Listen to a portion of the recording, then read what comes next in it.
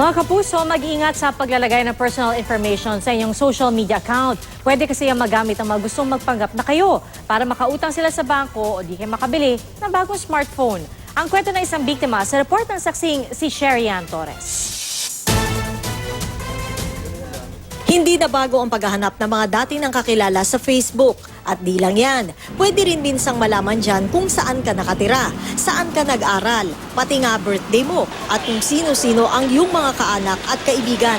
Ganyan daw noon ang Facebook account ng isang IT specialist, may lamang mga personal na detalye. Pero binago na niya ito dahil sa isang insidente. Naggulat na lang ako, mag-order sana ako ng phone under dun sa loyalty ko.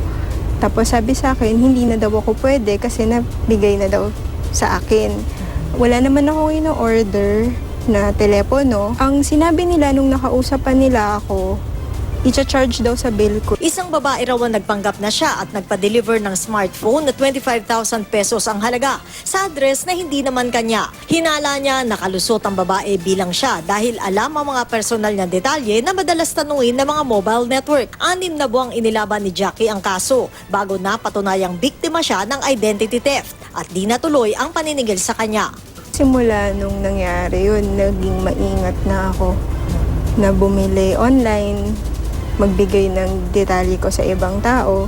Sabi ng Bangko Sentral ng Pilipinas, 5 hanggang 10 kaso raw ng identity theft ang natatanggap kada araw. Sa ngayong panahon na hindi na tayo pencil and paper, karamihan ng ating mga personal information encoded na in electronic format. Critical dito is maprotektahan natin yung ating identity. Otherwise, pag nagkaroon ng breach in terms sa security features ng ating mga electronic devices, ang maaring mangyari, merong magpapanggap na siya yung tayo. Mahigpit na paalala ng BSP, agad itawag sa bangko o makipag-ugnayan sa credit card company oras na malamang na biktima ng identity theft.